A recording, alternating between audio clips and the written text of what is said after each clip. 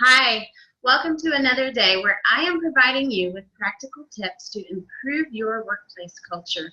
Today, we're going to talk about the virtue of goodness. We're also going to talk about self-control, and I'll explain more in a bit. Let's jump right into our slides.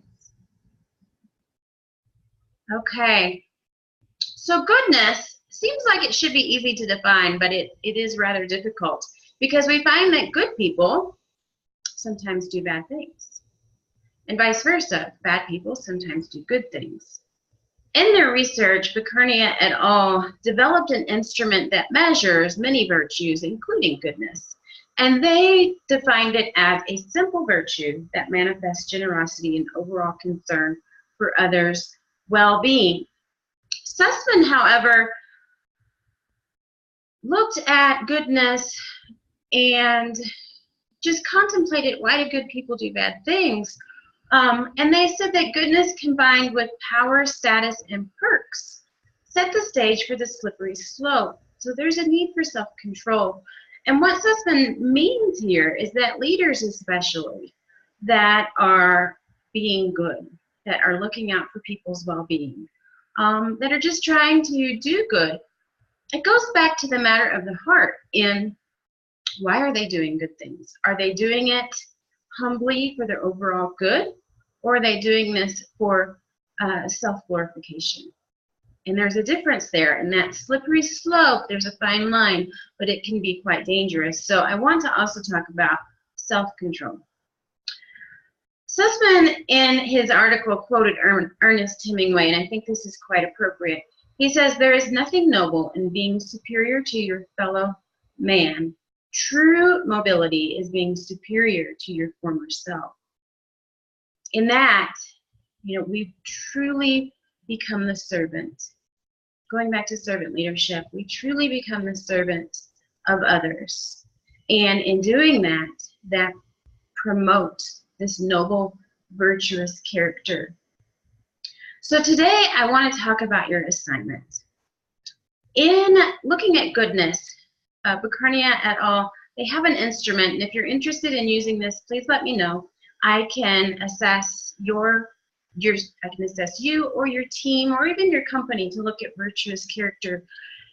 But we can examine the leader's good conduct concerning the welfare of others, the leader's interest in the well-being of others, and the use of the leader's prosperity to benefit others. When we think about that, when someone is being good, truly, authentically good from the heart, they're willing to give up some of their own finances, resources, skills, and time to benefit the good of other people, right?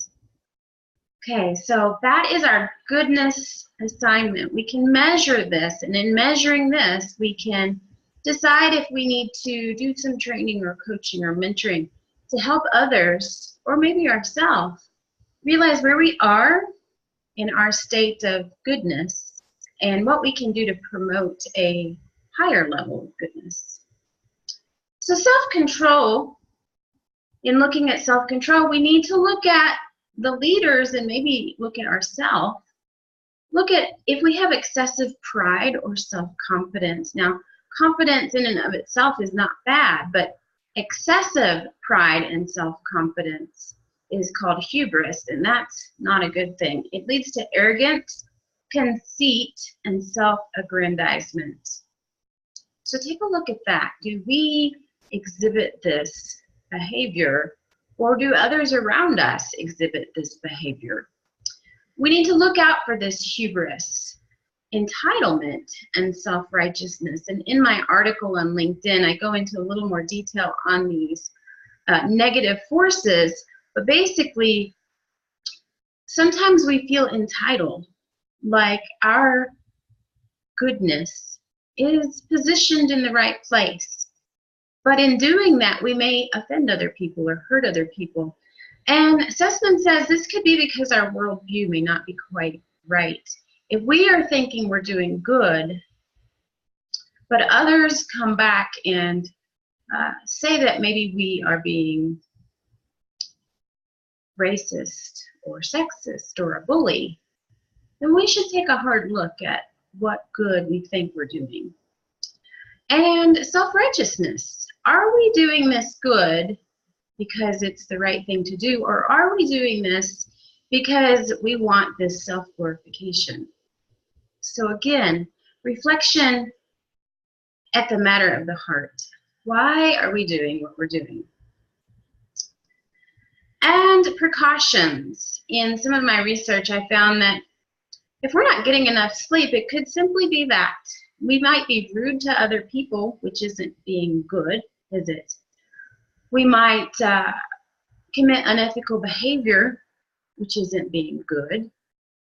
And it could just simply be because we're stressed. We are overwhelmed. We're not getting enough stress, or we're not getting enough sleep. We're not taking care of ourselves. So consider that as a simple option, sometimes hard to do, but simple option. The other two recommendations could be to visibly place your code of conduct. Research has found that when your code of conduct or your expectations of people's ethical character are in visible display, maybe in the hallway or when they walk into the office, or even little trinkets on their desk, they're less likely to commit unethical behavior or fraud. So having that simply printed up and put somewhere where people can see it could be helpful. And as mentioned, the other idea could be to measure virtuous behavior. And once we measure it, then we have a baseline to understand where we are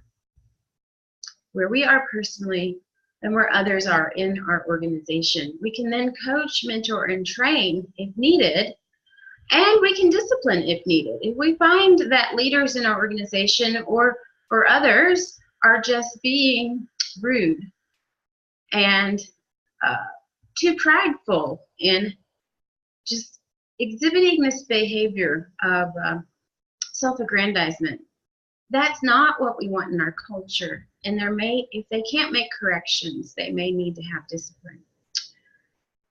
Okay, if I can be of any assistance in helping your culture with goodness or self-control or any of the other topics we've been talking about in this 40-day journey, I would love for you to contact me. Please go to my website at drdeborahdean.com, and there you'll find a contact form. Just fill it out and send it to me. I'll get back in touch with you. Okay, have a great day, and we will talk again soon.